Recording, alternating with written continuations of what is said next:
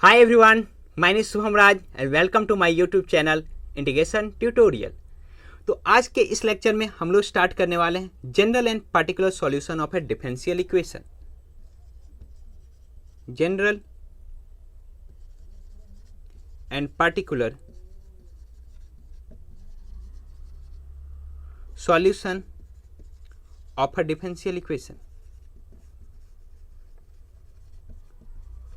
साथ में ये देखने वाले हैं इस लेक्चर में कि आपका आर्बिट्रेरी कांस्टेंट क्या होता है और उसका क्या इंपॉर्टेंट रोल है डिफरेंशियल इक्वेशन को फॉर्मुलेशन करने या उसको बनाने में, क्या उसका इंपॉर्टेंट रोल है।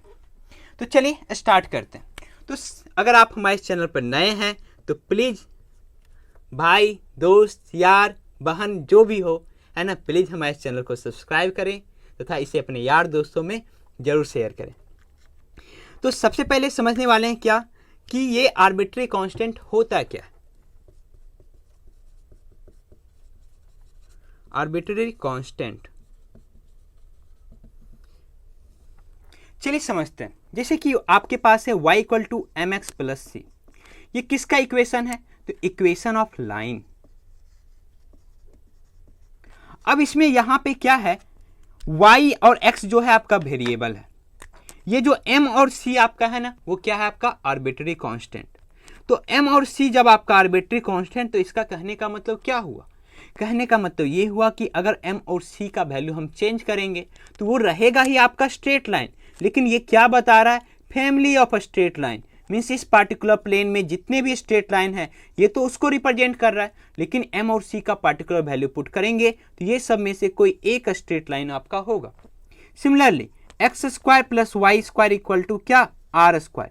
तो इसमें जो आर जो है आपका आर्बिट्रेरी कांस्टेंट है।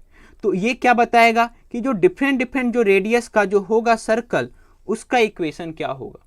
अब इसी में से एक होगा X square plus Y square equal to 2 square. तो ये क्या होगा? ये पार्टिकुलर किसी एक सर्कल को बताएगा। हो सकता है जिसका रेडियस क्या हो? 2 हो। मान लो ये सर्कल है आपका।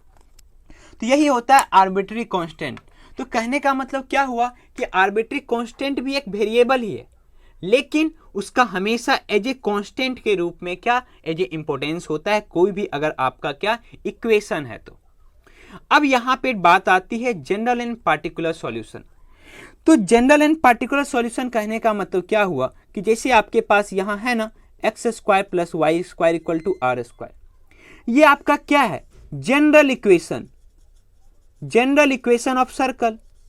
सर्कल का जनरल इक्वेशन है। लेकिन वही अगर हम आपको बोल देंगे कि X square plus Y square equal to 4 है, तो ये क्या एक पार्टिकुलर सर्कल को डिनोट करेगा, कोई एक सर्कल होगा। तो इसको बोलते हैं general solution of a differential equation और इसको बोलेंगे particular solution of a differential equation. अब इसको ब्रॉडली और अच्छे से समझते हैं। तो हमने अभी बात कर रहे थे आर्बिट्रेरी कांस्टेंट के बारे में। इसमें नोट करके आपको एक और बात लिखना है कि जिस पार्टिकुलर इक्वेशन में जितना आर्बिट्रेरी कांस्टेंट होगा उसका ऑर्डर भी उतना ही होने वाला है।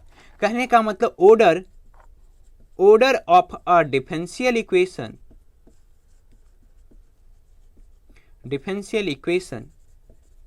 Equal to number of arbitrary constant in the general solution। जो जनरल जो सॉल्यूशन जो होने वाला है उसमें जितना नंबर ऑफ आर्बिट्रेरी कांस्टेंट होगा उतना ही उसका ऑर्डर होने वाला है। कहने का मतलब उसको उतना बार ही डेरिवेटिव करना है या उसको डिफरेंशिएट करना है, जो कि हम लोग अगले लेक्चर में सीखेंगे कि how to form a differential equation from a general equation.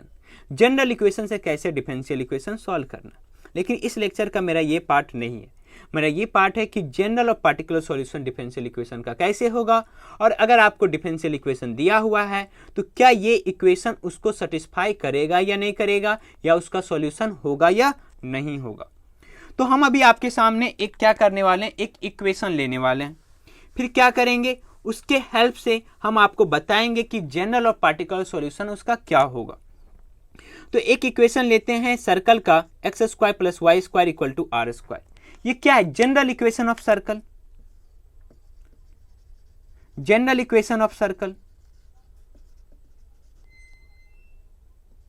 अब बताइए जो जनरल इक्वेशन, इसमें नंबर ऑफ आर्बिट्री कांस्टेंट कितना है?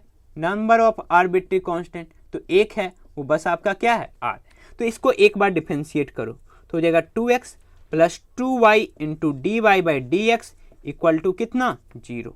तो ये जो है x plus Y into D Y by D X equal to 0, ये जो आपका आ रहा है ये क्या हुआ, ये एक आपके पास क्या है डिफरेंशियल इक्वेशन।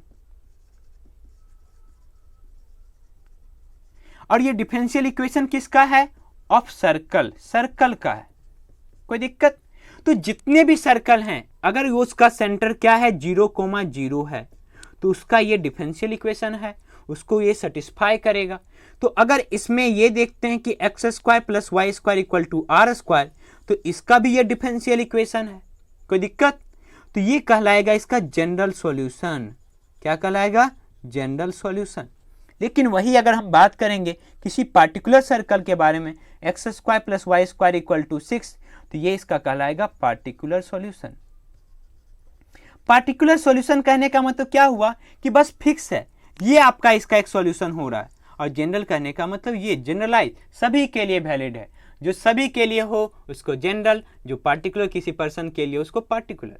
कहने का मतलब ये वीआईपी लोग है और ये हमारा आम जनता है। तो ये वीआईपी लोग है तो ये भी इसको सेटिस्फाई करेगा, ये भी सम्मेलन में भाग लेगा, लेकिन इसको एक अलग स्थान मिलेगा, जैसे कि हमारे देश में वीआईपी कल्चर है कि नहीं। तो अब हम लोग एक क्वेश्चन करने वाले हैं। आई होप आप समझ गए होंगे कि जनरल इक्वेशन और पार्टिकुलर इक्वेशन क्या होता है। तो चलिए एक दो क्वेश्चन लेते हैं जिससे हम लोग समझें कि कोई क्वाड्रेटिक इक्वेशन है, ये उसका क्या सॉल्यूशन है या नहीं डिफरेंशियल इक्वेशन का। तो सबसे पहला क्वेश्चन है कि verify the function y equal to e पे power minus 3x is a solution of the differential equation.